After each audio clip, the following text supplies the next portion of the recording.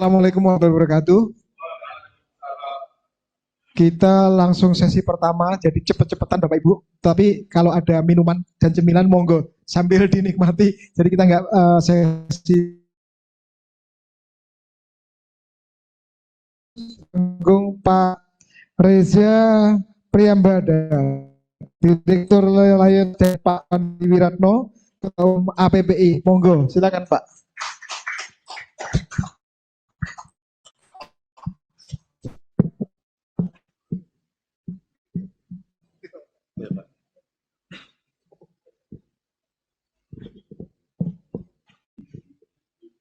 Tadi sudah kita saksikan profil kedua pembicara kita pada hari ini, jadi sudah jelas semuanya.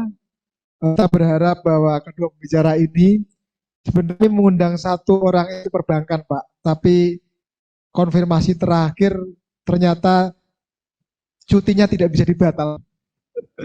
Jadi mohon maaf, memang posisi di tanggal 22 Desember ini udah tricky. Jadi cara yang kan ternyata cuti semua, jadi kita yang ada. Jadi nanti kita berharap nih Pak Reza dan Pak Suwandi nanti sedikit-sedikit kan bisa ngomongin sedikit terkait dengan perbankan lah, harapannya segala macam. Jadi nyinggung-nyinggung dikit lah gitu. Bapak, Ibu sekalian yang kami hormati, eh baik yang hadir secara luring di ruangan ini maupun secara daring maupun nanti yang. Jadi kalau kita bicara tadi beberapa materi dari Pak Wahyu juga menyinggung tentang pertumbuhan kita yang Pak 5,02%. Nah, kalau kita bicara tentang pertumbuhan ekonomi memang banyak versi, Pak. Jadi ada versinya pemerintah, versi BPS, mungkin juga ada versinya lembaga internasional. Nah, kita tidak perdebatkan itu karena yang jelas bahwa seingat saya semua lembaga untuk 2025 masih mematok di angka di atas 4,9 ya Pak. Jadi boleh dikata semuanya optimis di 5% lebih. Ada yang 5,04, ada yang 5,2, ada yang 5,3. Jadi kita masih optimistis para pelaku bahwa pertumbuhan ekonomi kita masih di atas 5% tahun ini. Meskipun mungkin untuk tahun 2026 ini masih ada dua versi. Kita berharap seperti yang di dalam APBN ya Pak, di APBN kan lebih tinggi daripada 2025, tapi Pak Menkyu optimis 6%, meskipun beberapa ekonom mengatakan mungkin tidak sampai 6%, 5,4%, itu tapi artinya itu lebih tinggi dari tahun ini. Jadi kita berharap tahun ini yang di atas 5%, mungkin 5,0 atau 5,1 atau 5,2, tahun depan proyeksi yang terendah pun 5,4. Bahkan kalau tercapai optimisme seperti yang disampaikan Pak Menkyu, itu nah, nanti kita akan dengarkan Pak Reza, riset beliau lah akan kira-kira menjelaskan kira-kira berapa proyeksinya. Adjustment di angka energinya aja kayak apa nih yang resistnya.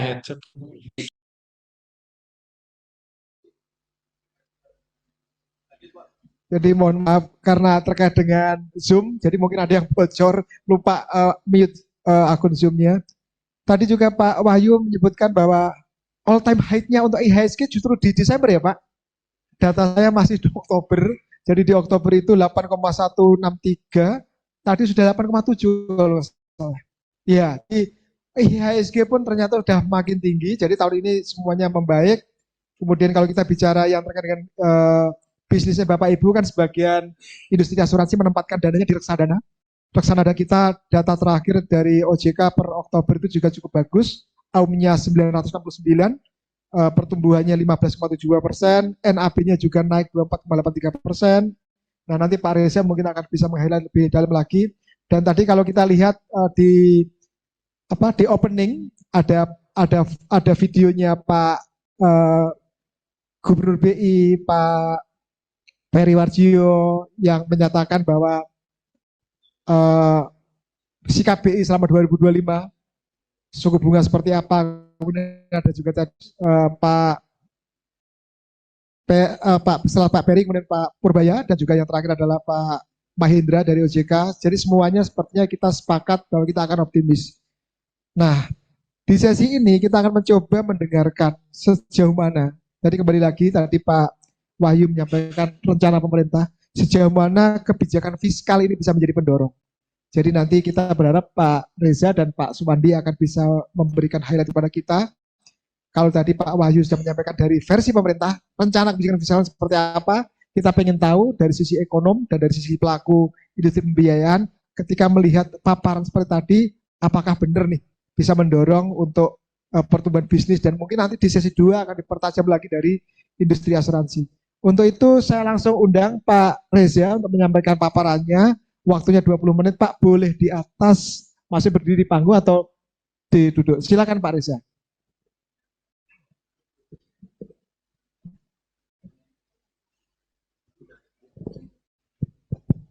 Terus, baik, selamat pagi Bapak, Ibu, rekan-rekan Pagi semuanya. Pak. Izin Pak ya, saya berdiri di sini. Perkenalkan, nama saya Reza Priyambada. Saya saat ini sebagai direksi di PT Reliance Sekuritas Indonesia Tbk. Baik, mungkin bisa ditampilkan. Ya, kalau tadi izin sudah disampaikan oleh Pak Wahyu, Pak Margono, kemudian Pak Yulis juga terkait dengan beberapa indikator data ekonomi. Kalau kami melihatnya seperti ini Pak, gitu.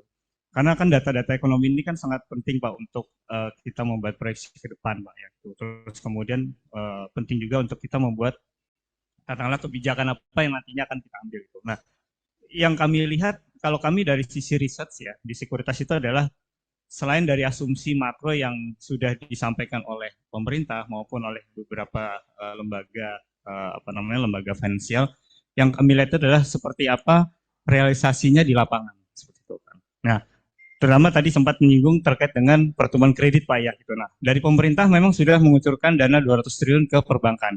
Nah, kemudian yang kami lihat berikutnya adalah apakah dana-dana tersebut sudah efektif dioptimalkan oleh perbankan. Ya. Karena apa? Karena ini menjadi penting. Karena kalau kita lihat, hampir sebagian besar pertumbuhan ekonomi Indonesia itu digerakkan oleh konsumsi masyarakat.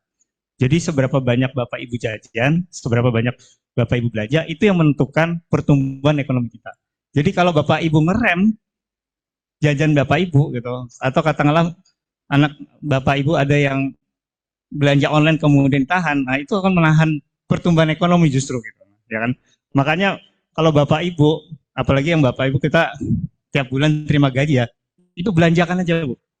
Makin banyak belanja makin besar pertumbuhan ekonomi kita Bu.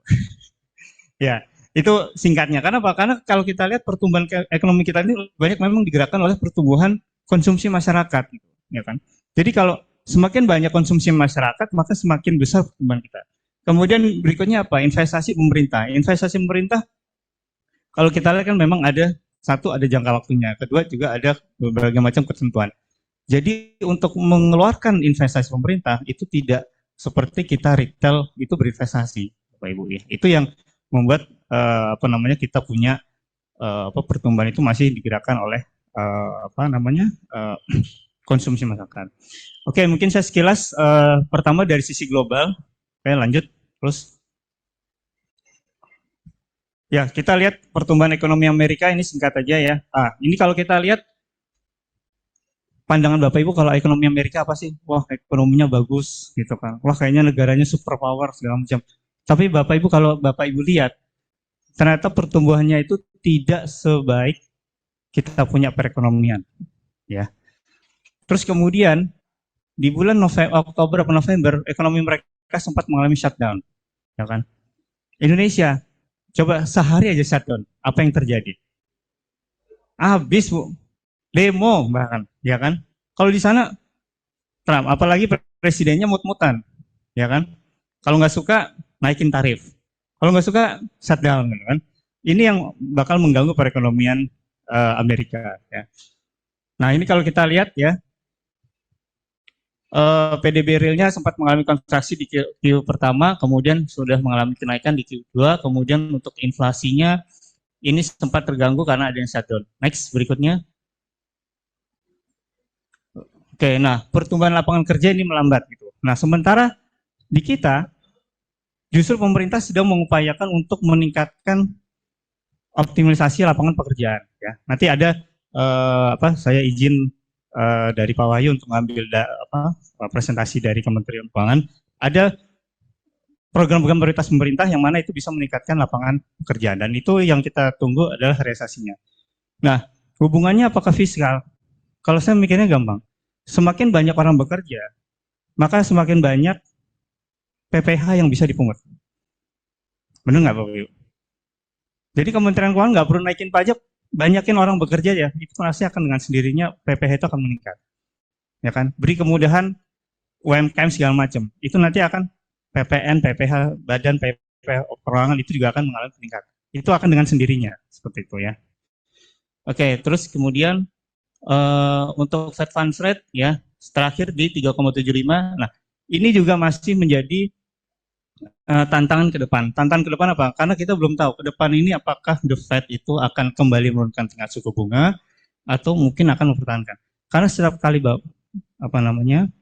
setiap kali Powell itu pidato, itu selalu bahasanya ngambang. Ya, coba Bapak Ibu perhatikan pada saat Jerome Powell itu pidato, itu pasti bahasanya ngambang. Pasti dia akan mengatakan bahwa kita akan melihat bagaimana kondisi ekonomi Amerika Serikat ke depan untuk menentukan tingkat suku bunga ke depan. Itu kan nggak ada kepastian, Pak. Ya kan? Kalau di kita masih mending, Pak, gitu ya. Kalau di kita masih mending, Gubernur BI masih memperlihatkan bagaimana pertumbuhan ekonomi kita, terus kemudian arah kebijakan bauran ke depan secara makroprudensial seperti apa, itu masih bisa kita lihat itu. Sementara kalau Amerika itu nggak tahu, makanya market itu pasti akan fluktuatif, ya kan. Nah, nanti di belakang saya akan kasih jadwal kapan The Fed itu pidato, jadi Bapak Ibu bisa mengambil bisa mengambil keputusan kira-kira market kalau mendekati tanggal tersebut pasti akan turun gitu. Karena apa? Karena tadi market itu udah ekspektasi bahwa nanti Powell kalau akan pidato dia akan menurunkan tingkat suku bunga. Tapi setelah pidato nggak kejadian apa-apa. Nah, itu yang terjadi. Oke, kemudian lanjut. Ini untuk pertumbuhan ekonomi di Eropa. Eropa itu cenderung moderat ya. Kemudian kurang lebih perkiraan kita ada 0,5 sampai 1% ya. Ekspor dan manufaktur masih tertekan. Kondisi geopolitik ini masih menjadi tantangan ya. Apalagi kalau kita lihat konflik antara Rusia dan Ukraina ini juga masih ada sehingga bisa mempengaruhi pertumbuhan ekonomi di Eropa ya. Next, kemudian berikutnya. Ini untuk tingkat unemployment rate dan juga tingkat suku bunga. Ini juga ECB mencoba untuk melonggarkan kondisi moneternya. Next, berikutnya. Nah, ini kalau kita lihat kondisi Asia ya. Gitu.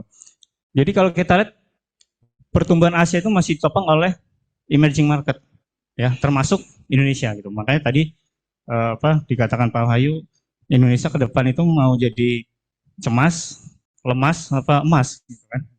Nah, kalau kita berharap baik, maka perekonomian Indonesia ini bisa menjadi motor, baik itu di wilayah ASEAN maupun wilayah Asia ya.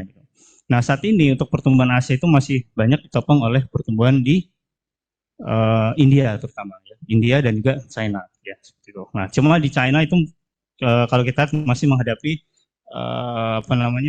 kebijakan moneter mereka dan juga kredit properti mereka ya seperti itu. Baik, berikutnya. Next, mungkin kita langsung ke kondisi ekonomi di dalam negeri. Nah, ini kalau kita lihat pertumbuhan ekonomi memang cenderung masih melandai. Karena apa? Karena tadi satu, kebanyakan perekonomian kita ditopang oleh konsumsi masyarakat. Kemudian berikutnya kita kena imbas dari perekonomian global, ya kan? Sehingga apa? Sehingga kalau misalkan kondisi di India, di China, di Amerika itu mengalami gangguan, ya pasti ekspor kita juga akan terganggu, ya kan? Seperti itu. Oke, terus kemudian nilai tukar rupiah kita ini juga masih menjadi PR, ya, karena sampai dengan akhir November kemarin itu posisi rupiah masih di 16.700 ya. Ini mungkin kita harapkan di tahun depan ini bisa cenderung stabil Pak ya, paling tidak bisa ke 16.000 aja udah bagus tuh Pak. Gitu kan. Ya, oke, baik. Berikutnya untuk pertumbuhan PDB sekitar 4,8 atau 5,1 ini masih kita lihat masih baik ya dibandingkan dengan pertumbuhan ekonomi di kawasan. Ya. Kemudian slide berikutnya. Ya, untuk unemployment rate ya, tingkat pengangguran ini cenderung turun ya. Ini artinya sudah mulai banyak masyarakat yang bekerja. Ini juga kita lihat program dari pemerintah juga sudah mulai jalan ya. Terus kemudian kalau kita lihat kebijakan yang diambil oleh Bank Indonesia maupun pemerintah ini memang ditujukan untuk menciptakan stabilisasi dari ekonomi kita ya. Oke, terus kemudian untuk belanja negara memang diarahkan untuk perlindungan sosial dan infrastruktur ya, karena memang ini yang dibutuhkan oleh negara kita untuk menopang pertumbuhan ya. Next berikutnya. Siap, terima kasih Pak. Ujung.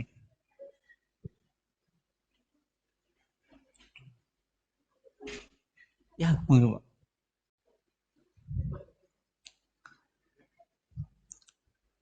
Ya, ini adalah pergerakan nilai tukar pergerakan nilai tukar rupiah ya, yang tadi sempat disampaikan sampai dengan akhir November itu di 16.700-an ya.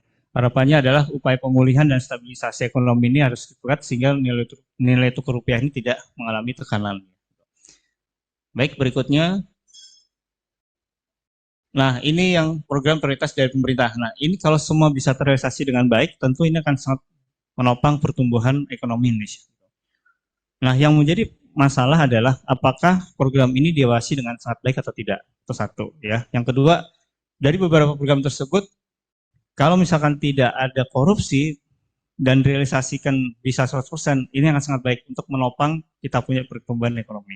Bahkan ekonomi kita bisa lebih bertahan dibandingkan dengan ekonomi negara-negara lain ya, seperti itu. Jadi kuncinya itu adalah realisasi ya, terus kemudian kepastian hukum, dan berikutnya adalah tidak adanya korupsi. Itu yang penting untuk merealisasikan semua program-program dari pemerintah ini ya. Baik, berikutnya. Next, ini untuk market update mungkin sekilas saja ya, pertumbuhan indeks di sejumlah kawasan ini di Amerika, berikutnya di Eropa ya. Berikutnya ini Asia ya, terutama di Korea, di Cina dan juga di Jepang. Kemudian berikutnya ini untuk performance dari global indexnya. Nah, memang kalau kita lihat pertumbuhan IHSG itu 4 terbesar ya, gitu, dibandingkan dengan yang lainnya. Apalagi tadi Pak Wahyu sempat menyampaikan IHSG sempat all time high ya, gitu. Nah, cuma all time high-nya itu apakah real atau tidak, ini yang memang harus kita kita cermati juga ya. Gitu. Next, berikutnya. Ini untuk IHSG, beberapa indeks lainnya juga ya. Kemudian next berikutnya. Ini kalau kita lihat ini bisa juga Bapak Ibu gunakan untuk panduan. Jadi bulan-bulan mana sih yang kita bisa lakukan trading atau investasi. Nah, kalau kita lihat memang di bulan-bulan November, Desember seperti sekarang ini harusnya pertumbuhan dari market kita itu bisa lebih baik ya. Ya, berikutnya adalah ini untuk kinerja dari indeks kita juga ya. Sektor-sektor yang bertumbuh ya, kita lihat memang masih lebih banyak di sektor consumer ya, kemudian juga di sektor IT gitu. Nah, karena memang perkembangan teknologi yang cukup pesat ya, terutama di Indonesia, ini juga membuat saham-saham tekno, saham-saham berbasiskan AI ini menjadi pilihan dari para pelaku pasar ya. Next berikutnya. Ya, ini untuk pergerakan pasar obligasi ya. Nah, ini kalau kita lihat memang minat minat masyarakat untuk berinvestasi obligasi ini memang tidak sebesar di saham ya gitu. Tapi bukan berarti pasar obligasi tidak menarik gitu kan. Nah, ini tinggal Bapak Ibu sesuaikan dengan portofolio Bapak Ibu ya untuk menentukan mana kupon yang menarik dan juga disesuaikan dengan tenor atau jangka waktunya seperti itu. Baik, berikutnya untuk global risk. Nah, di global risk, kalau kita mau rangkum, ini beberapa global risk yang mungkin akan dihadapi kita di tahun depan ya. Pertama, terkait dengan ketidakpastian The Fed ya, apalagi sempat Presiden Trump mengancam akan mengganti gubernur The Fed saat ini. Nah, itu saya kurang tahu apakah kebijakan di sana itu The Fed itu bisa diintervensi oleh pemerintah atau tidak ya, seperti itu ya. Nah, terus kemudian bencana alam ya, terutama terkait dengan perubahan La Nina phenomenon, terus kemudian juga perubahan harga komoditas juga ya, volatilitas dari harga komoditas, kemudian juga terkait dengan misinformasi dan informasi terkait dengan keamanan cyber juga. Nah, karena semakin berkembangnya teknologi, perkembangan keamanan cyber ini juga harus menjadi perhatian juga ya. Terus kemudian belum lagi terkait dengan konflik bersenjata. Nah, ini kalau kita lihat kan konflik antara Rusia dan Ukraina ini juga sampai saat ini juga belum benar-benar usai. Ditambah lagi perang dagang ini juga mungkin saat ini agak sedikit meredah ya gitu. Tapi kita nggak tahu kalau nanti Presiden Trump ada pemikiran lain atau katakanlah dia ada tidak suka dengan suatu negara, bisa aja dia mengenakan tarif gitu. Nah, sebelumnya Indonesia juga sempat dikenakan tarif yang cukup tinggi, tapi setelah dilakukan lobby ya sempat apa namanya kita bisa untuk tarif tersebut bisa sedikit turun ya. Nah, ini adalah top global review. Terus kemudian ini terkait dengan tadi ya kebijakan Fed Fund Rate. Nah, ini tanggal-tanggal untuk tahun 2006 mungkin Bapak Ibu bisa perhatikan kurang lebih kondisi market tentunya pasti akan berfluktuatif mendekati tanggal-tanggal keputusan The Fed tersebut ya. Dan jangan kaget kalau katakanlah apa yang Bapak Ibu ekspektasikan bahwa The Fed akan turun, tiba-tiba akan mengambang seperti itu ya. Tapi kalau kita dari targetnya The Fed itu inginnya dia punya suku bunga itu bisa turun di level 3% ya, 3% atau mungkin di bawah 3% seperti itu. Baik, berikutnya. Ya, ini secara detail terkait dengan risiko di Amerika, kemudian berikutnya risiko di Eropa, ya. Next, berikutnya di Asia, ya terkait dengan perlambatan ekonomi di China, Jepang, Korea ini masih menjadi perhatian juga. Next, berikutnya. Ya, ini kalau kita lihat dari IMF, ya, kalau kita lihat pertumbuhan global itu di tahun 2006 itu diperkirakan di level 3,1 ya. Tapi bisa juga lebih rendah kalau katakanlah di tahun depan konflik masih terjadi, kemudian juga proteksionisme, tarif perang dagang itu masih terjadi, kemungkinan bisa jadi lebih rendah lagi nanti. Nah, sementara untuk emerging market itu masih cukup stabil ya. Pertama kalau kita lihat untuk Indonesia seharusnya dengan sejumlah program prioritas tadi harusnya itu bisa menjaga kita punya pertumbuhan ekonomi. Berikutnya. Next. Nah, ini untuk indikator kalau kita lihat indikator ekonomi kita targetkan di tahun 2005 itu 5,2, terus kemudian untuk tahun 2006 itu di 5,4 ya. Nah, itu apakah bisa tercapai tadi? Balik lagi tergantung dari realisasi program-program pemerintah tadi. Terus kemudian, nah berikutnya ini kalau kita lihat dari RPBN ya inflasi di 2,5%. Nah, ini kalau bisa terjadi kalau katakanlah konsumsi dari masyarakat itu bisa mengalami peningkatan. Ya. Nilai tukar ditargetkan di 16.500 ya. Ini juga seiring dengan adanya perbaikan ekonomi di Indonesia juga. Ya. Next, berikutnya. Nah, ini yang menurut kami beberapa catatan yang mungkin bisa diperhatikan oleh pemerintah kalau katakanlah di tahun depan itu pertumbuhan ekonomi yang diharapkan itu bisa mencapai 5,4 bahkan bisa juga lebih asalkan beberapa item ini bisa diperkuat oleh pemerintah. Ya. Pertama, kalau kita lihat pemerintah sudah mulai mengoptimalkan sejumlah area kawasan, ya, ya misalkan di daerah Kendal, kemudian beberapa lainnya itu juga bisa dijadikan sentra-sentra industri. Gitu ya. Terus kemudian kalau kita lihat juga industrialisasi dan hilirisasi ini juga sedang dicanangkan oleh pemerintah. Ya, kita tinggal lihat bagaimana realisasinya. Kemudian perkuat fondasi perekonomian kita, terutama dari sisi manufaktur, gitu ya.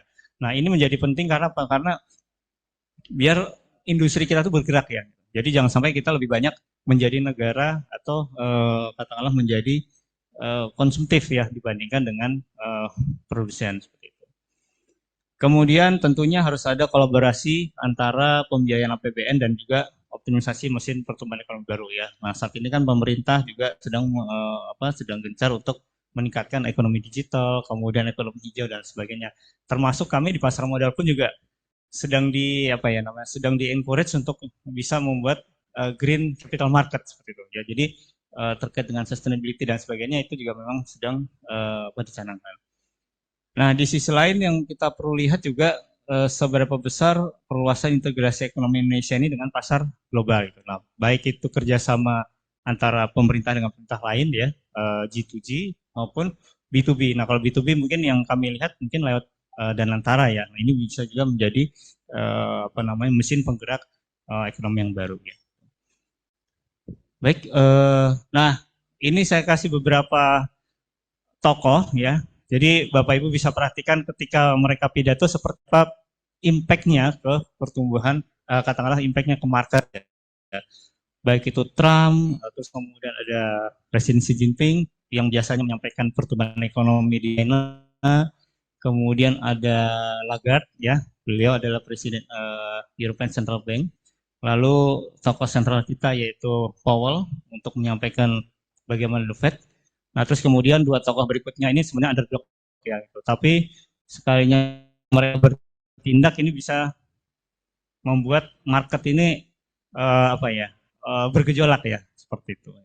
Ya, mungkin itu ya. Ada lagi, Mas? Oke, baik. Pas ya, Pak. Terima kasih, Bapak Ibu. Terima kasih. Tepuk tangan untuk Pak Riza Priyambada yang sudah menyajikan beberapa highlight terkait dengan makroekonomi global maupun domestik dan tadi juga sedikit menyinggung tentang kondisi market update kita. Jadi kalau bisa saya coba highlight beberapa hal ya. Konsumsi masih Pak, baik ini maupun tahun depan. Ini persoalan kita lihat isu dari Pertu 2024 adalah daya beli masyarakat kelas menengah terutama itu data-datanya. Saya kayaknya ngintip-ngintip dikit dan Suwandi nanti akan terbit bahwa income kita luar biasa besarnya. Kemudian membagus, cadangan devisa bagus, cukup kuat. Dan juga tadi kalau kita lihat beberapa indikator keuangan juga masih cukup bagus, cukup kuat. Tetapi ada risiko-risiko ini sebenarnya tadi tidak semuanya risiko baru. Karena kalau kita bicara geopolitik, kita bicara bencana itu sudah terjadi dari beberapa tahun terakhir. Tadi Pak Reza menyampaikan di 2026 risiko ini mungkin masih akan terbawa. Karena ada La Nina ya Pak, kalau kita bicara global, iklim global yang terpengaruh dengan pemanasan global menciptakan kondisi yang seperti sekarang kita alami. Terbaru bencana alam di banjir bandang di Tegal, di Guci, karena itu sebenarnya dari bulan lalu sudah diingatkan bahwa Gunung Slamet pun itu berpotensi untuk tercipta bencana seperti itu. Tetapi baru kejadian kemarin, kalau 2-3 hari terakhir Jakarta dan sekitarnya hujan, pengaruh bibit siklon yang sebenarnya nggak kena Indonesia tapi kita dampaknya angin kencang. Kalau Bapak Ibu lihat di luar sana itu awan bergerak terbawa angin itu terpengaruh dengan siklon. Kemudian kondisi makroekonominya kalau kita bicara di dalam negeri, nah ini sejalan dengan tema kita bahwa kita berharap peran pemerintah cukup kuat. Tadi Pak Reza memberikan mention khusus bahwa 2026 itu kolaborasi antara pembiayaan APBN dan optimalisasi mesin ekonomi baru. Nah, apakah industri pembiayaan punya mesin ekonomi baru? Kemudian bagaimana industri pembiayaan itu memanfaatkan peluang pertumbuhan ekonomi yang 5,2 sampai 6% versi pemerintah, dan bagaimana industri pembiayaan berharap daya beli masyarakat meningkat sehingga pembiayaan disalurkan meningkat. Kita akan dengar paparan dari Pak Swandi Wiratno. Silakan Pak Swandi, waktunya 20 menit. Terima kasih Pak Edi Santosa. Assalamualaikum warahmatullahi wabarakatuh. Salam sejahtera buat kita semua. Tadi kita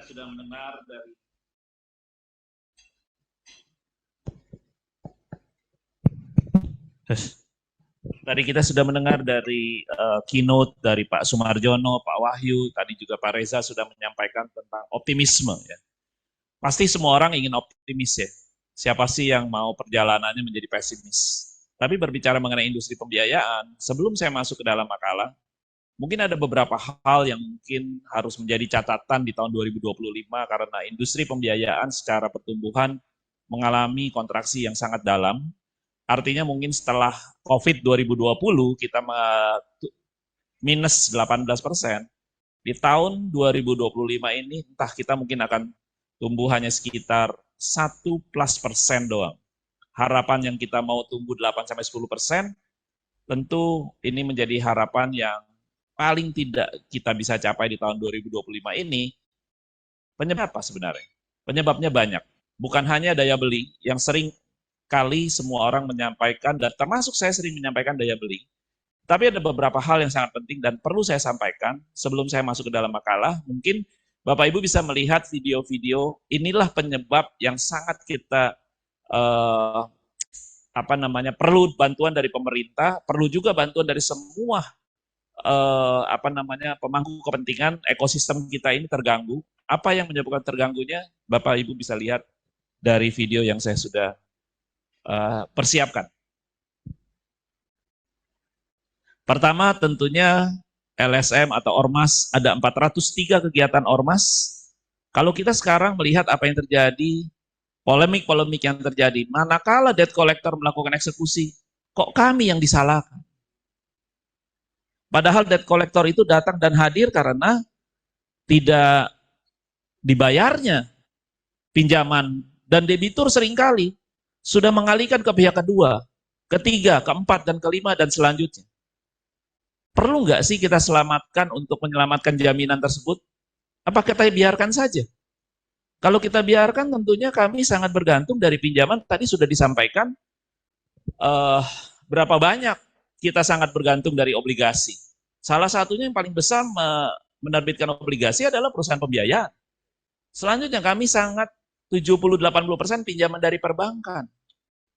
Kalau kami tidak menyelamatkan jaminan dan membiarkan itu selanjutnya untuk di WO dan menjadi kerugian, bagaimana nanti ekonomi kita? Krisis kah?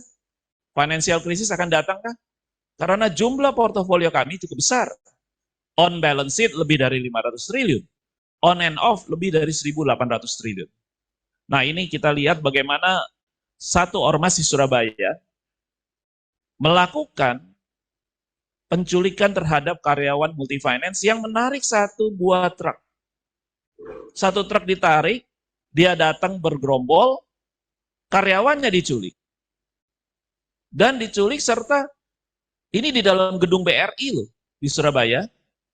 Dan diculik dengan santainya saja, bahkan didampingi oleh Babin Kamtipmas, tentara yang juga ada di kelurahan dan segalanya mendampingi, dan bahkan ada kompol di sana menyaksikan aksi-aksi dari ormas ini. Apa yang harus kita lakukan sebagai pelaku jasa keuangan? Kita lihat. Daripada saya masuk ke presentasi, lebih baik lihat ini dulu. Bapak Ibu. Next. Coba videonya dinyalakan. Mungkin semuanya belum pernah melihat dan jarang gitu. Tidak terjadi di Bapak Ibu dan di kami di industri terjadi. Suaranya mungkin bisa ditayangkan. Sayang mungkin tadi dari Kementerian Keuangan, Pak Sumarjono, dari asuransi, kalau ada mungkin bisa. Kalau dari pengawas kami di perusahaan pembiayaan udah tahu banget ini. Ini baru terjadi 3 bulan yang lalu. Nggak ada suaranya ya?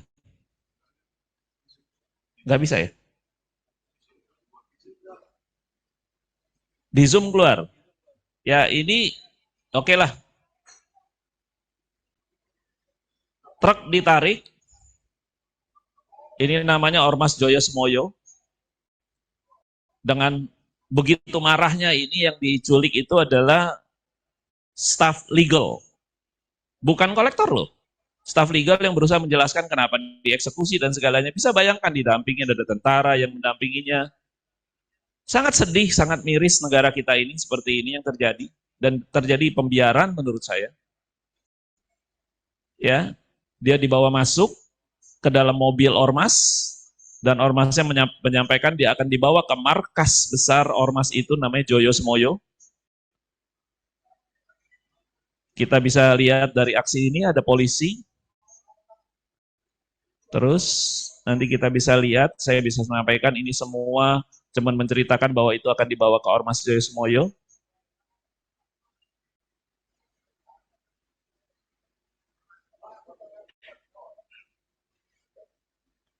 Hanya dilihat dan ini jelas, tadi juga dipitik. Dan ini kejadian lain, Joyosumoyo melakukan penggerebekan dan beberapa ini kantor CIMB atau Niaga Auto Finance, hanya satu kendaraan dieksekusi tapi diserangnya seperti itu.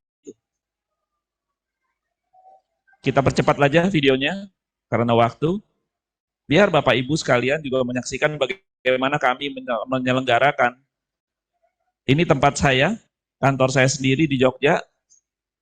Mobil sudah di dalam pool, ditarik, datang bergerombol, mobilnya dikeluarkan, satpam dipukul. Kami berhasil menarik kembali kendaraan itu dalam waktu 4 jam menggunakan bantuan dari Kopassus. Tapi apakah ini yang kita harus lakukan, Bapak Ibu? Next. Cukup di sana ya, dan ini cukup di situ videonya, tapi semakin banyak. Ada ratusan video. Ada ratusan tangisan kami yang hanya karena debiturnya tidak membayar kredit. Terus apa yang dilakukan oleh debiturnya? Kalau kita mau melakukan eksekusi selalu berbicara mengenai keputusan MK. Harus ada yang namanya one prestasi, harus ada yang namanya sukarela. Apakah eksekusi itu sukarela, Bapak Ibu? Dan eksekusi itu terjadi karena kita ada undang-undang. Undang-undang tentang nomor 4299 tentang jaminan fidusia, itu sama dengan putusan pengadilan. Ada sertifikat fidusia yang mengatakan, demi keadilan dan untuk atas nama ketuhanan yang Maha Esa. Itu sama dengan putusan pengadilan. Kita tidak masalah kalau debiturnya ada, unitnya ada, mau ke pengadilan, hayu. Bong namanya dia nggak bayar, pasti prosedurnya kita sudah jalan. Keputusan pengadilan terhadap Joyosumoyo sudah keluar untuk perusahaan saya sendiri. Apa yang ditanyakan oleh jurusitanya, karena bukan kita yang akan menyitanya, karena ada jurusitanya. Dia tanya, ada di tangan mana kendaraan ini? Joyosumoyo. 6 bulan tidak berani ditarik. Dia bilang, jangan deh. Jangan saya yang narik. Ini gimana Pak Edi? Dan satu kota Medan jurusita hanya 3. Kalau kita mau semuanya ke pengadilan, kami pasti tidak akan, atau pasti pengadilan juga nggak akan ada jurusitanya yang bisa jalan melakukan eksekusi. Berapa ratus ribu, berapa juta motor dan mobil kita biayakan. Ini LSM. Apa yang dilakukan oleh debitur-debitur kita sekarang? Bapak Ibu pasti punya Facebook, TikTok, Instagram, pasti punya YouTube. Jual beli kendaraan STNK only di mana-mana sekarang. Kita lihat ini. Kita lihat tayangannya. Apa yang dilakukan oleh masyarakat kita sudah tidak takut lagi akan bicara hukum. Jual beli kendaraan hanya dengan STNK only. BPKB ada di mana? Ya di pelaku usaha jasa keuangan. Kami masih bisa profit. Kami masih bisa tegar berdiri. Tapi kami tidak akan berani ke depannya untuk bagaimana berbicara pertumbuhan. Kalau ini tidak dibantu oleh pemerintah. Ini surat kami sudah kirim ke Komdigi, CCKK Korlantas Polri. OJK sangat memahami. Gaikindo dan IC kami ajak untuk keterlibatannya. Saya katakan, Anda tidak akan pernah bisa menjual kendaraan tinggi lagi volume kalau Anda tidak membantu kami. Kami akan mengenakan uang muka yang besar. 30-40% nanti mungkin ke depan. Dan tidak akan lagi kami berikan persetujuan kepada siapapun juga yang tadinya adalah 10 aplikasi, 8 aplikasi kami setujui. Sekarang 10 aplikasi yang masuk hanya 4, maksimum 5 yang kami setujui. Kami benar-benar harus yakin.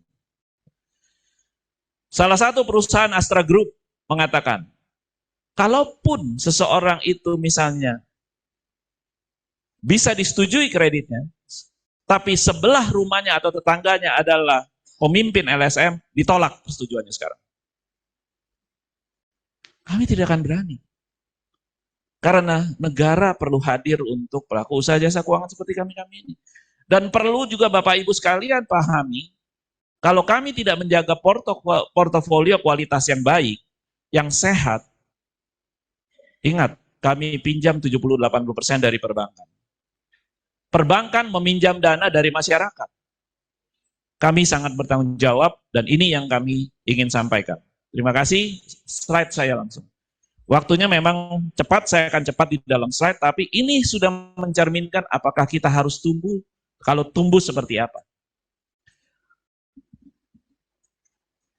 Karena sayang tadi nggak ada video, kalau ada suaranya, masih nggak ada suaranya, kalau ada suaranya lebih tegang lagi kita dengar. Joyo Semoyo sudah dibubarkan, Bapak Ibu. Saya berantem, saya fight dari asosiasi. Propam Mabes Polri saya laporkan. Tadinya Poltabes Surabaya, orang sudah diculik, ada videonya mengatakan belum 1 kali 24 jam. Tapi saya minta, dan kebetulan siang diculik, sore sudah ada di Poltabes, semua pemimpinnya masuk penjara, minta restoratif justice, tidak ada yang kita bisa kompromikan, akhirnya mereka dibubarkan, tapi mereka buat lagi. Hanya ganti baju. Joyo Semoyo nggak ada, sekarang Jawara. Di Jawa Timur, Jawara, Madas, Sakera, belum di seluruh Indonesia yang lain-lain. Nah, next. Ini pertumbuhan kita, tapi perlu Bapak Ibu ketahui bahwa perusahaan pembiayaan dari 203 tahun 2013 tinggal 145. Total aset kita tadi saya katakan 587 hanya naik 0,74%. Ini as of September, Oktober 0,68. Tapi November katanya sudah di atas 1, cukup baik. Pendanaan kita ini terlihat on balance sheet ya Bapak Ibu. Banyak 31 perusahaan pembiayaan dimiliki oleh perbankan, sebenarnya on and off balance sheet kita ada 1.800 triliun. Ya, ekuitas kita masih cukup bagus, laba masih cukup baik. Tapi berapa banyak yang kita tidak bisa laba ini sebenarnya jauh lebih tinggi harusnya. Pembiayaan investasi adalah pembiayaan yang berhubungan dengan alat berat, aman, kebetulan saya 90% alat berat, produktif, kalau mau bawa kabur juga susah, bertonton beratnya, dan kebanyakan juga tidak ada fidusia karena ini kontraknya leasing, kalau leasing itu adalah sewa pembiayaan, jadi kalau tidak bayar sewa ya kita tarik. Pembiayaan multiguna turunnya, ini adalah motor dan mobil serta lain-lainnya, besar di motor dan mobil. Saat ini pembiayaan modal kerja atau daur ulang atau refinancing yang paling tinggi pertumbuhannya, kenapa? Karena kita sudah tidak berani lagi membiayai yang baru-baru maupun yang bekas, motor, ban, dan mobil baru dan bekas. Pembiayaan syariah meningkat, karena sekarang kita sadar lebih baik kita ke syariah. Kalau nggak bayar ada hadis 1886, Bapak Ibu yang tahu tentang hadis. Jadi tidak akan masuk surga, tolong dibuka Bu. Kalau punya hutang, intinya. Itu hadis 1886. Dan inilah Bapak Ibu yang kita lihat bahwa sangat berubah bisnis model kita dan kita mulai sangat hati-hati menyetujui kredit. Oleh sebab itu pertumbuhan kita sangat rendah di tahun 2025 ini. Bagaimana 2026 nanti kita lihat. Next. Nah tadi ini besarannya saya tidak masuk lagi, saya katakan lebih besar kita di pembiayaan motor, mobil, roda baru dan bekas, ya, motor, roda 4, roda 2, baru dan bekas. Tapi dulu kita 65%, sekarang tinggal 49% Bapak Ibu. Artinya kita semakin takut. Next. Next, ini karena waktu. Nah ini 49% di 2025 Bapak Ibu, pembiayaan di otomotif, semakin takut tapi kita daur ulangnya semakin bagus. Ya, nasabah yang sudah baik kita kasih pinjaman dengan jaminan motor, mobil punya BPKB serta invoice alat berat untuk kegiatan usaha UMKM. Jadi kami ke sektor UMKM sebenarnya sudah lebih dari 30% pembiayaan dana tunai. Next. Nah ini boleh dikatakan rasio-rasionya sangat bagus, cepat saja, mungkin ini nanti tinggal dibaca Bapak Ibu, silakan di download nanti dari panitia, silakan berikan. Next, waktunya juga. Kami masih tumbuh bagus, NPL-nya kelihatan bagus, masih sekitar 2,5%, tapi NPL itu adalah yang di atas 90 hari, tapi berapa besar yang sudah di WO, Bapak Ibu sampai dengan Juli kami sudah sudah merhapus bukukan 22 triliun. nggak kecil, tapi tetap kami cari. Itulah yang kami eksekusi di pinggir jalan. Itulah yang kami lakukan karena sudah ada di pihak ketiga, keempat, kelima. Kejadian Kalibata. Ada nggak sih media yang mempermasalahkan unit tersebut seperti apa ceritanya? Siapa pemegang unitnya? Apakah dia debitur yang sebenarnya? Nggak pernah sampai hari ini. Dan saya tidak mau bersuara karena sekarang sudah masuk ranah polisi, penyelidikan dan penyidikan. Tapi ada nggak pernah? Saya bicara sama jurnalis. Anda selalu membicarakan tentang debt collector yang mata elang yang meninggal, pengeroyokan dan segalanya, kegiatannya seolah-olah itu adalah salah dari kami semua. Miris hanya satu sebuah sepeda motor, orang meninggal.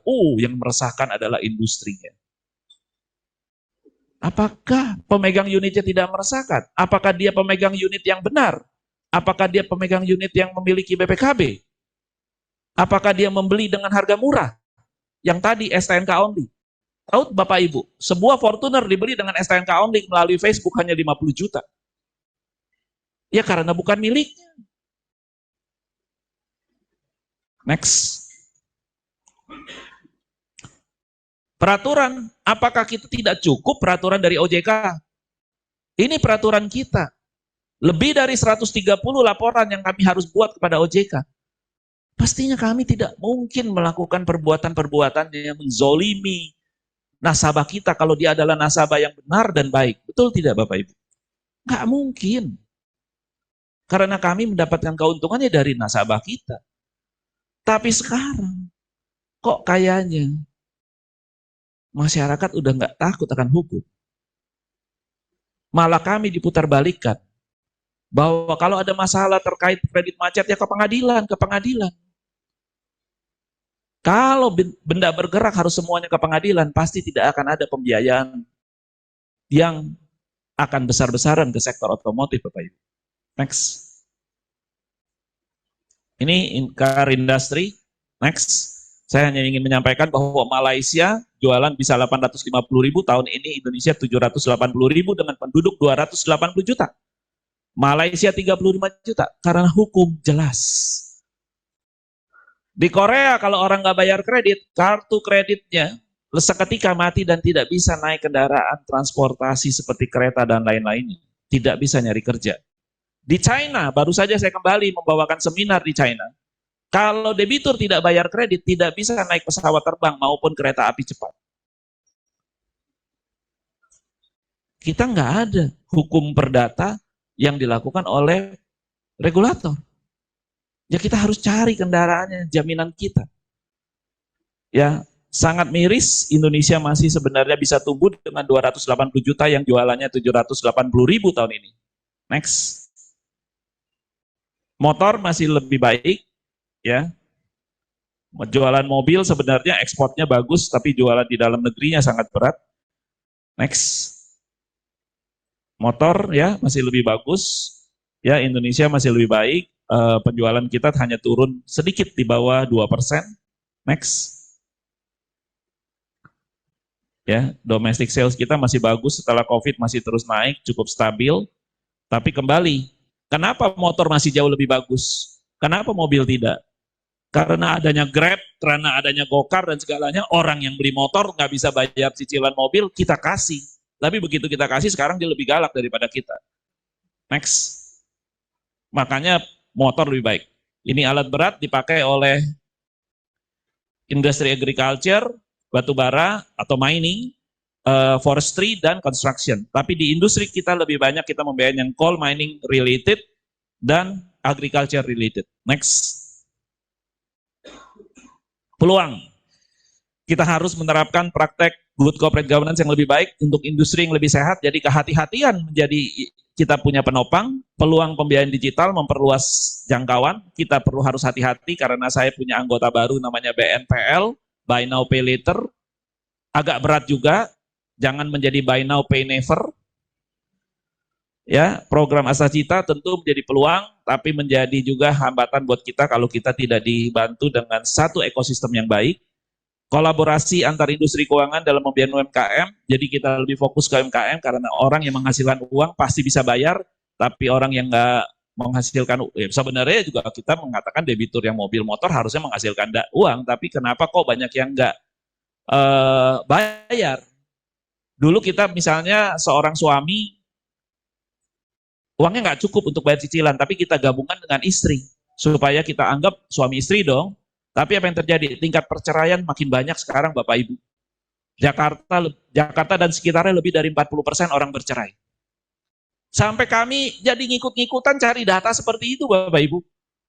Jadi makin kita sangat selektif, hanya kita lihat, tidak berani lagi kita lihat double income. Rencana relaksasi regulasi oleh OJK untuk mendorong pertumbuhan. Apapun relaksasi ini kalau dilakukan semua positif. Tetapi yang kita ingin coba kita sama-sama sampaikan, literasi kita, edukasi kita adalah bahwa masyarakat kita ini kembali taat akan hukum. Masyarakat kita ini kalau ngambil sesuatu dan bukan menjadi miliknya, hanya punya DP 10%, 90% dari perusahaan atau pelaku usaha jasa keuangan termasuk perusahaan pembiayaan, hutang dibayar. Itu saja. Nah, kalau bicara mengenai pertumbuhan kita, kalau 5,04 atau 5,4% akan kita juga ingin tumbuh sebenarnya. Jangan 1%. Balik lagi lah ke 5-6%, linear sama pertumbuhan ekonomi Indonesia. Tetapi bagaimana kita bisa tumbuh kalau selama ini kami terus diganggu oleh LSM, selama ini kami diganggu oleh kanal-kanal sosial media yang menyampaikan bahwa jual beli kendaraan STNK, dan ini tidak bisa kita turunkan kanal-kanal ini. Kami sedang meminta bantuan dari pemerintah untuk kanal-kanal sosial media ini segera ditutup dan tidak boleh ada lagi jual beli kendaraan antar masyarakat hanya menggunakan STNK only. Kira-kira demikian Bapak Ibu sekalian, billahi taufiq wal hidayah. Wassalamualaikum warahmatullahi wabarakatuh. Ini yang bisa saya sampaikan. Terima kasih.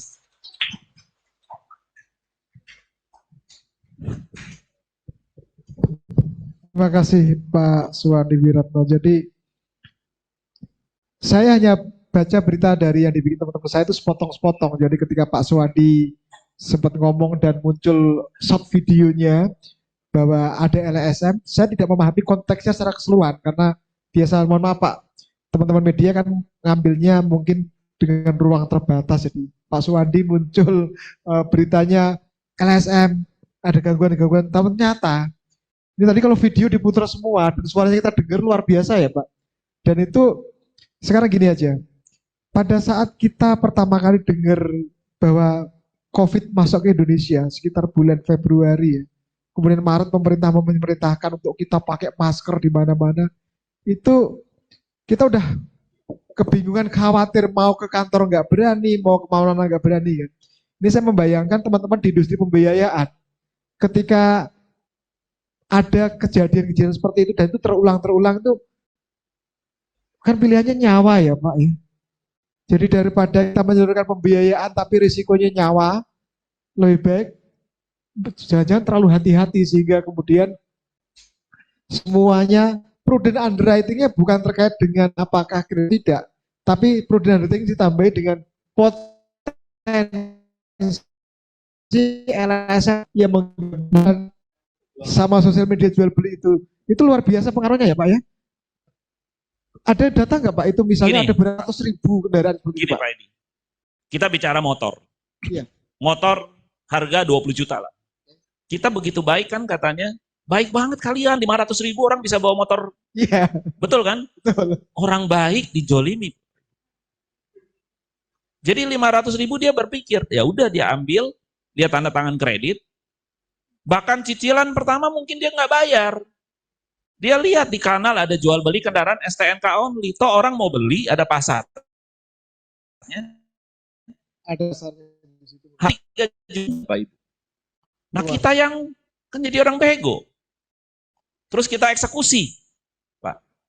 Bukan lagi itu sudah berpindah tangan menurut Undang-Undang Fidusia pasal 36 kan pengalihan, pemindah tanganan dan menjual tanpa persetujuan kreditur itu kena undang-undang pidananya ada di Undang-Undang Fidusia nomor 42/96 pasal 36 tersebut, pidananya 2 tahun. Nggak takut tuh. Kita datangin debitur, udah nggak disayap Pak, Bu, nggak tahu kendaraannya di mana. Kita cari, eksekusi kan di pinggir jalan kan, karena kita punya sertifikat fidusia kan. Berapa banyak netizen sekarang yang ngomong katanya, kita seolah-olah adalah orang yang nggak benar, melakukan eksekusi. POJK 22 waktu lagi baru keluar, saya juga stres. Nggak boleh eksekusi di ruang publik. Emang kita tinggal di ruang apa, Bapak Ibu? Saya orangnya vokal, Bapak Ibu. Tapi vokalnya untuk yang penting dan benar dan positif. Kalau kita biarkan ini semua seolah-olah kita membela rakyat dan netizen, netizen yang mana kita bela? Ngeri, Pak, sosial media. Nah, dia jual nih 3 juta. Motor 20 juta. Kita nggak tahu kan, kita pasti surat somasi dulu dong. Ya. Berapa bulan kita nggak tahu dia udah jual. Nah, yang pakai beli 3 juta, dia pakai sebulan. Harga ini 20 juta, toh motor masih baru. Dijual 5 juta. Masih laku nggak Bapak Ibu? Itu yang terjadi di masyarakat kita, jual beli kendaraan SNK only. Saya sering bilang sama media, kalau ngangkat satu berita, jangan ngangkat peristiwa. Kenapa peristiwa ini terjadi? Historinya dong, dari hulunya mesti dicari, Pak. Saya tanya, pernah nggak dari jurnalis yang kasus Kalibata ditanya, motornya apa? Punya siapa? Kredit di mana? Ada kredit atau dia beli tunai? Si polisi itu kan. Mohon maaf.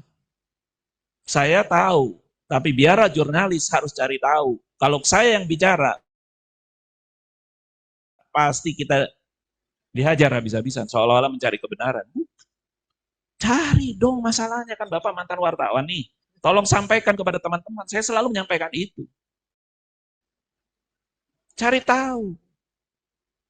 Benar ada begitu, selalu peristiwanya kan Pak. Malah polisinya netizen bilang, wah itu pahlawan itu. Pahlawan. Biar aja debt collector mati. Mau namanya apa sih? Dia kan nagih utang. Kalau debt collector yang nggak benar, saya suruh penjarakan juga pasti benar. Itu harus dipenjarakan. Dan ada juga ya Pak? Dan ada. Bukan bilang nggak ada. Jumlah kita banyak. Mohon maaf, ini yang saya bisa jeritan pelaku usaha jangan perusahaan pembiayaan. Sekarang kita sangat hati-hati. Bukan kita untung, tapi kita akan bergeser. Dulu kredit mobil sebelum ada undang-undang fidusia 3 tahun Mas. Buka giro 36 bulan. Semuanya bisa nggak begitu? Buka giro. Kita baik ada undang-undang fidusia. Kasih masyarakat Indonesia bisa punya motor dan mobil, bahwa motor dan mobil bukan lagi hanya punya orang kaya. Dikasih kesempatannya begitu Mas. Iya kan? Ini. Kasih lagi bisa 5 tahun, 6 tahun, semakin kecil cicilannya. Enggak gitu ternyata. Kok malah kita yang dizolimi. Dan Terus perilaku konsumen kita berbeda dengan negara lain tadi ya Pak? Iya. Karena kepatuhan hukum. Negara lain patuh Pak. Kita Pak, lebih galak netizennya di sosial media. Jadi netizen kita bukan hanya galak kepada Qatar ketika PSSI kalah ya, tapi ada Pati itu luar biasa. Dan yang seperti Pati juga banyak, cuma nggak terekspos ya Pak ya. Oke, kemudian forecast 850.000 mobil, kalau kita bicara puncaknya dulu udah di atas 1 juta ya per tahun. Pernah ya? Penjualan mobil tuh 1 juta lama. Kita kayak middle income trap ini. Jualan mobilnya juga kena sales trap. Dan jualan mobil 1 juta, saya mau tanya Bapak Ibu sekalian. Dari 1 juta yang rata-rata, nggak bicara tahun ini hanya 780.000. Berapa banyak mobil yang harganya 700 juta rupiah ke atas dibeli oleh masyarakat? Dari 1 juta Pak. Berapa banyak, berapa persen yang nilainya 700 juta ke atas dibeli oleh masyarakat kita? Tebak Pak. 10%? 10%. Ada lagi yang mau tebak? Ibu benar. Hanya 10.000. Dan yang pakai kendaraan di atas 700 juta, Bapak Ibu tahu kan? Tang, gitu-gituan semua. Artinya apa? Sebagian besar masyarakat beli yang sangat murah, LCC dan lain-lain. Nah ini kita kasih untuk masyarakat luas. saya kan rem 1 juta tidak jadi 1 juta, tinggal 780.000 tahun ini. Mau ada listrik kayak mau ada apa? Listrik yang beli rata-rata orang kaya hari ini. Jarang cash, jarang kredit tunai. Nggak pakai pembiayaan. Dikit, Pak. Ya. Sudah ada, bukan tidak ada. Tapi pasti bayar karena tidak mau kredit lama-lama. Kan ini mirisnya. Hayo, kita sama-sama pikirkan bersama karena kita perlu. Tapi begitu kita ngerem, itu yang terjadi. Nah, kalau untuk alat berat tahun ini 39% prediksinya pertumbuhan ya, Pak. Kenapa? Alat berat. 39%. Alat berat tadi saya tulis 18.000, itu belum termasuk alat berat Cina, Pak. Oh. Alat berat Cina bisa 22.000 karena Cina kemarin nggak masuk di dalam asosiasinya, tapi sekarang sudah mulai masuk dan sudah mulai melaporkan. Jadi artinya apa? Jadi juga shifting nih, Pak. Pemain-pemain alat berat yang tadinya termasuk perusahaan tempat saya bekerja nih, Caterpillar, ya khususnya Caterpillar ini mungkin sudah punya nasabah-nasabah yang loyal. Iya. Ya, dan sulit lah kalau tergantikan dengan China. Tapi juga banyak yang orang berganti ke China product. Karena China product kan biasanya begini. Mereka nggak bicara durability, ketahanan dan segalanya. Mereka bicara mengenai harga bisa sepertiga dari harga yang Jepang lain. Kedua, China bicara mengenai kayak aja 2 tahun mungkin lu harus ganti lah, bisa pakai 10 tahun, 15 tahun. Nah tinggal mau beli lebih mahal atau tidak. Tapi sekarang pemainnya makin banyak. Dan sekarang datanya masuk ya, Pak? Datanya masuk. Bahkan saya ke China, China bilang 10-15 tahun yang lalu waktu mereka bangun infrastruktur atau 20 tahun yang lalu, mereka pakai alat-alat Caterpillar, Komatsu, Hitachi, dan lain. Sekarang 98% mereka pakai produk sendiri, Pak. Dalam negeri. Dan sekarang sudah mau mulai masuk Indonesia, Pak. Termasuk mobil-mobil China. Iya. Iya. Jadi kalau kita lihat-lihat di jalanan yang ada strip Biru, China. rata-rata China ya. Ya. Oke, Pak. Tadi Pak Suwandi juga menyampaikan peluang untuk 2026 masih ada dengan GCG diperbaiki. Jadi bukan hanya karena kasus ya Pak, tapi memang ada keinginan untuk memperbaiki GCG-nya, ada digital, program Astacita pemerintah, kolaborasi dengan UMKM. Nah, ada rencana relaksasi. Bisa di-spill Pak yang dijanjikan OJK relaksasi regulasi tahun depan untuk bisa menopang pertumbuhan bisnis pembiayaan? Di regulasi, relaksasi memang begitu pertumbuhan kita sangat rendah, OJK pernah ngobrol sama kita. Relaksasinya bentuknya apa? Apakah kita turunin DP? Kita hanya senyum. Mau turunin kayak apa? Malah kita mau naikin DP. Jadi relaksasi deregulasi ini memang sedang dalam tahap diskusi, Pak. Ya, tapi ada relaksasi yang mungkin dari sisi regulasi gini. Kita punya POJK 46 tahun 2024 yang diterbitkan 11 Januari tahun 2025. Itu malah menutup dari 145 perusahaan pembiayaan hanya bisa 73 perusahaan pembiayaan tidak bisa bermain di pembiayaan dana tunai. Karena adanya regulasi yang mengatakan bahwa harus salah satu syaratnya bahwa modal sendiri dibagi modalisator harus 150%. Nah, itu kita kaget. Karena peraturannya adalah bahwa kita baru dikenakan sanksi yang berat kalau modal sendirinya sudah di bawah 50% dari modalisator. Berarti kalau modalisator 100 miliar kita masih rugi, sebatas sampai dengan rugi 50 miliar kita masih dikatakan bisa jalan. Nah sekarang tiba-tiba dikunci. Nah itu kelihatannya akan dikembalikan lagi Pak. Kalau enggak 73 perusahaan pembiayaan yang tadinya udah siap-siap nggak mau bermain di pembiayaan kendaraan roda baru, roda 4 baru dan bekas, roda 2 baru dan bekas yang sudah punya jutaan debitur atau ratusan ribu debitur, dia lebih baik bermain di kandang sendiri daripada dia ngasih lagi kepada orang yang dia nggak kenal saat-saat ini. Dia nggak bisa. Nah ini mungkin deregulasinya salah satunya. Dan salah 2, salah 3-nya sedang kita diskusi. Makasih. Karena KYC-nya penting ya bagi industri jasa keuangan. Jadi kalau sudah kenal dengan nasabah yang bagus, itu yang di-maintain terus.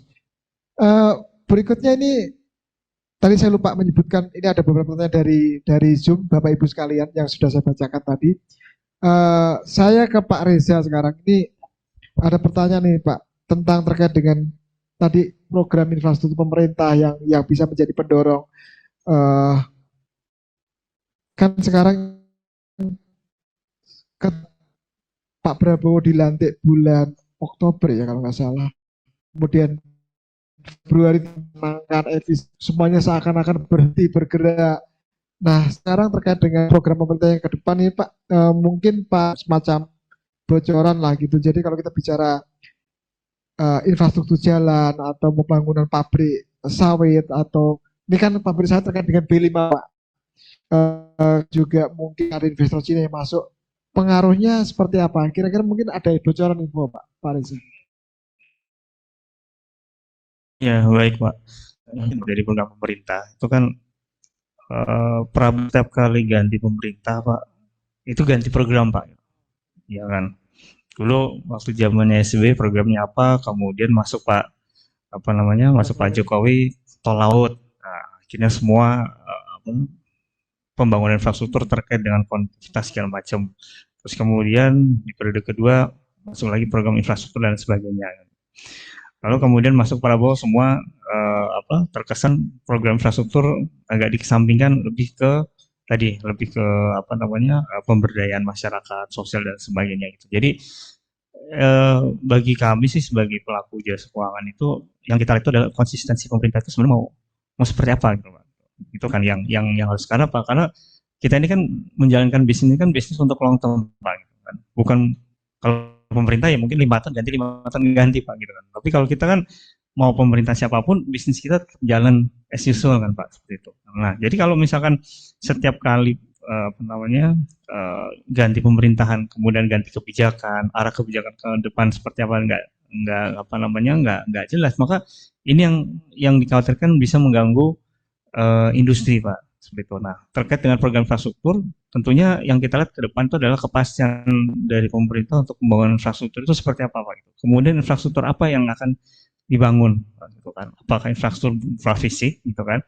Kalau sebelumnya mungkin di pemerintahan sebelumnya pembangunan fisik seperti bendungan dan sebagainya itu mungkin digalakan kan. Tapi kalau sekarang ini kan kayaknya kita nggak terlalu melihat pembangunan seperti itu Pak. Gitu kan.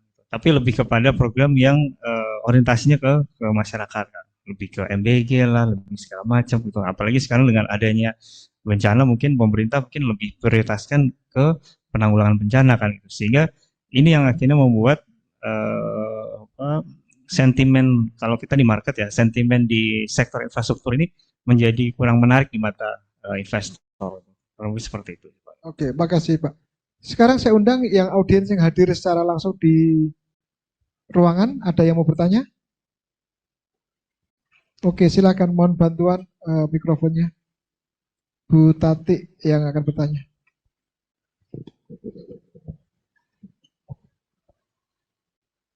Bu Tati Fajrul, ini depan.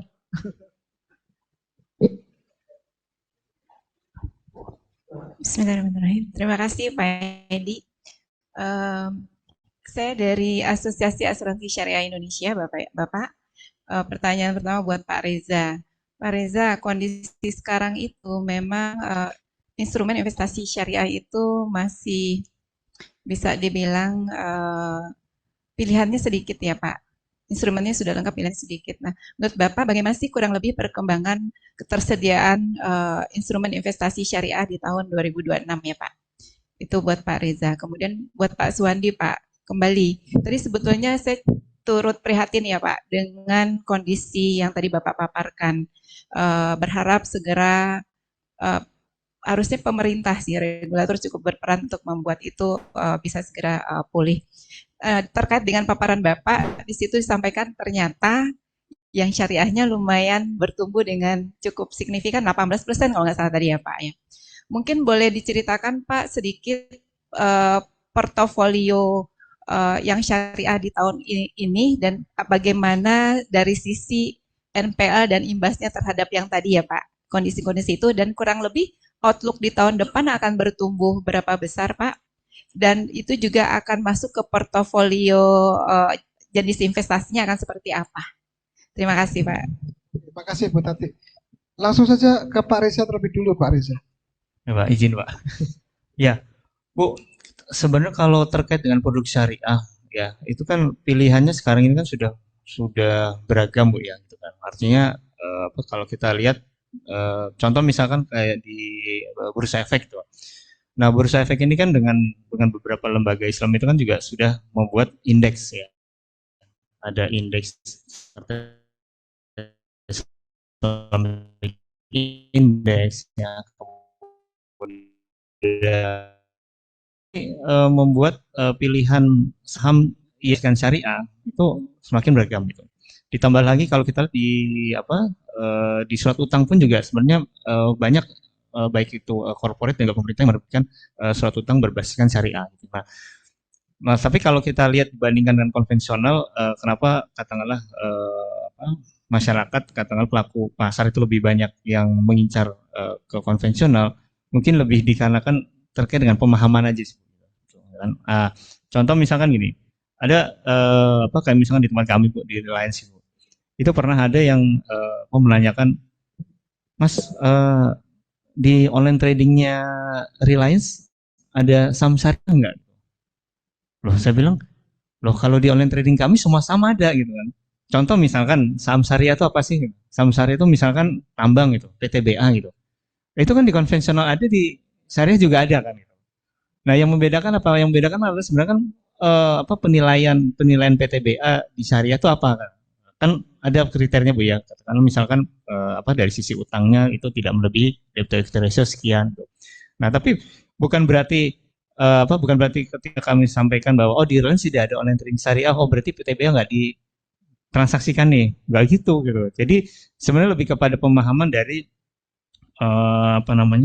dari masyarakat. Makanya saya di luar Reliance ya, walaupun kami tidak ada produk syariah gitu kan, tapi saya dengan teman-teman di asosiasi pun juga kita berusaha untuk menyampaikan juga nih ke publik ya, ke nasabah segala macam itu terkait dengan produk syariah.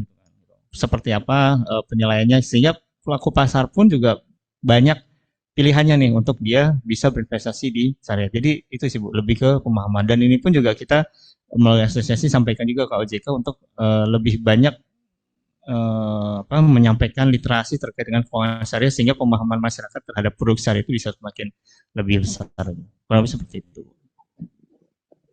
Oke, makasih Mas Reza. Jadi ada daftar efek syariah loh sebenarnya. Ya, itu juga ada. Jadi sepertinya memang harus bersama-sama kita terbuka ya, kerjasama dengan asosiasi yang menaungi Mas Reza untuk kerjasama dengan media asuransi. Kita akan bisa bantu untuk menyuarakan apa saja sih yang di syariah misalnya. Jadi karena di media asuransi ini kita juga ada tulisan-tulisan yang di online terutama yang kita update terus-menerus, dan pembaca kita juga banyak yang dari industri saja.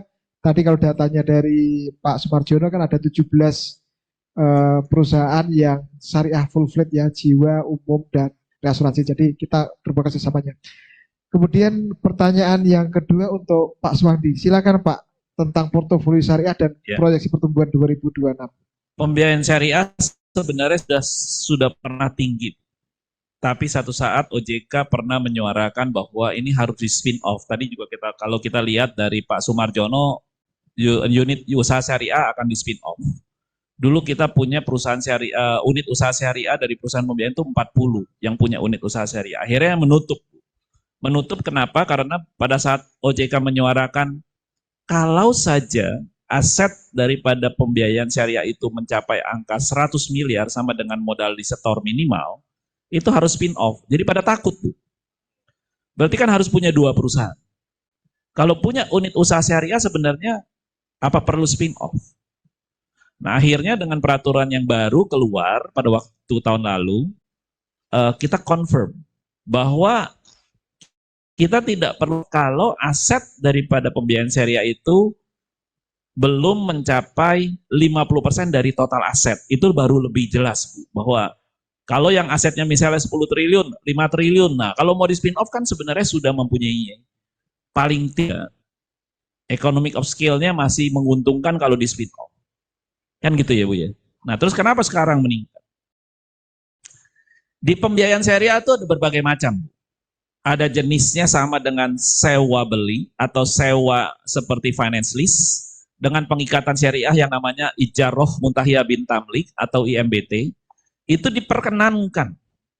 dengan konsep sewa bahwa kepemilikan STNK BPKB boleh atas nama debitur atau lessee, penyewa. Kalau di financial lease yang konvensional harus atas nama lessor. Banyak orang yang beli kendaraan kalau nggak pakai nama dia nggak cantik, Bu. Padahal udah pakai nama dia dijual beli kendaraan STNK, Bu. Nggak pakai BPKB, dia bilang ini punya saya. Padahal STNK bukan bukti kepemilikan. Nah, IMBT diperkenankan. Dewan Pengawas Syariah melalui DPS-nya yang disetujui oleh MUI menyampaikan silakan. Tentu asas-asas perjanjian syariah sedikit orang lebih patuh ya Bu ya, takut lah Bu ya. Nah, perjanjian syariah yang lain yang sering kita pakai untuk pembiayaan konsumen itu adalah murabahah.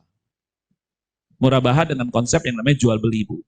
Tidak ada lagi nisbah atau bunga dan unsurnya di situ, walaupun sebenarnya sudah unsurnya naik, dan ini yang kita lakukan. Dan banyak sebenarnya masyarakat kita, kantong-kantong tempat pembiayaan syariah ini bisa kita pakai sebagai usaha syariah sendiri itu sendiri. Karena di Indonesia ini kan besar Bu penduduk muslimnya.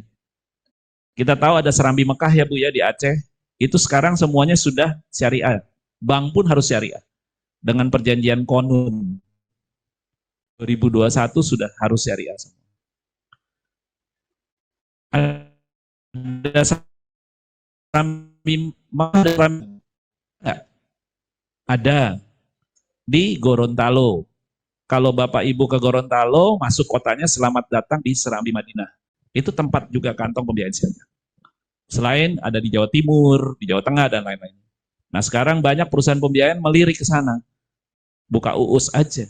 Termasuk di alat berat, saya juga banyak yang bertanya, Pak Haji yang di daerah tambang batu bara, ada nggak sih pembiayaan syariah? Ya sudah, saya masuk. Nah, ada lagi pembiayaan modal kerja dengan konsep ajak piutang, kita bisa masuk ke pembiayaan yang namanya pengikatannya wakalah bil ujroh. Nah, ini sudah kita pelajari, jadi kita melihat bahwa ya selama pembiayaan secara syariah ternyata orang lebih patuh, itulah yang mungkin dicari bisnis modelnya oleh pelaku usaha, Bu. Dan kelihatannya mungkin pembiayaan syariah secara NPF, saya belum punya datanya, tapi lebih patuh sih, Bu. Karena di konvensional ini kita diganggu LSN banyak. Tadi saya bayangkan, Bu, satu kota yang sangat tinggi NPL-nya itu di Sukoharjo. Itu di atas 25% NPL. Kenapa? Karena di situ LSM-nya lebih serem lagi, Bu. Ex-napiter, ex-narapidana teroris, Bu, yang megang kendaraan kita. Kita lapor ke polisi, LSM-nya bilang, silakan dilapor karena darah polisi buat kami adalah halal. Dan polisi menyampaikan kepada kami bahwa kalau terima laporan begini nggak gampang untuk membina teroris. Mantan teroris maksudnya. Karena mereka kembali ke masyarakat pun masyarakat belum tentu terima. Dan perlu pembinaannya secara psikologis dan lama, Bu. Humanity. Ini berat. Jadi sekarang ini kita dalam pembiayaan kita ngelihat nih, ini ada siapa, ini ada siapa. Kalau tadi saya tayangkan 403 kegiatan LSM di seluruh Indonesia, mungkin Bapak Ibu bilang, wah ini perusahaan pembiayaan, tantangannya berat ya. Tapi kita nggak merasa berat, Bu. Happy-happy aja, kita tinggal bagaimana mencari. Pasti ada yang bagus kok di antara yang, nggak mungkin buruknya lebih banyak daripada bagus ya. Tapi jadi milih, Bu. Kalau biasa kita beli telur, nggak milih, Bu. Satu keranjang kita ambil, pulang, tahu-tahu ada 3 yang pecah. Masih 3, Bu. Kalau ini kita harus milih, jangan sampai yang pecah lebih banyak daripada yang bagus. Itu kira-kira sih, Bu, semoga menjawab. Makasih.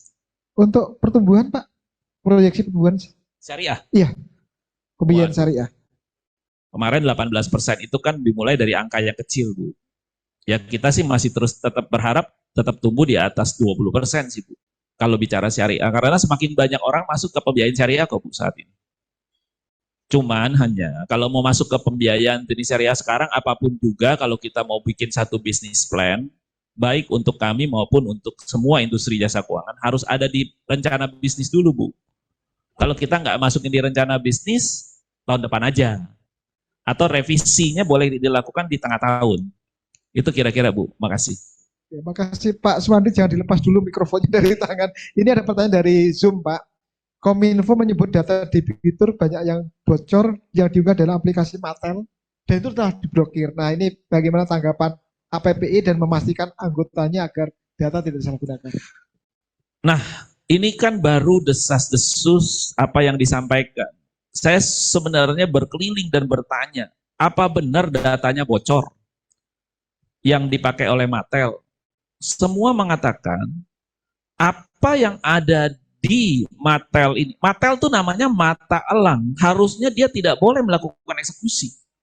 Namanya mata elang itu dia coba melihat bahwa ini ada, wah ini kendaraannya milik ini. Dia harusnya menghubungi perusahaan. Nanti biar perusahaan tahu ini ada di sekitar mana. Data di mata elang itu yang saya dengar sebenarnya adalah data yang mengandung unsur nomor rangka, nomor mesin, nopol, nomor polisi. Apakah data itu bocor? Kalau nomor rangka, nomor mesin, apakah itu jadi masalah? Saya mau bertanya balik kepada Bapak Ibu.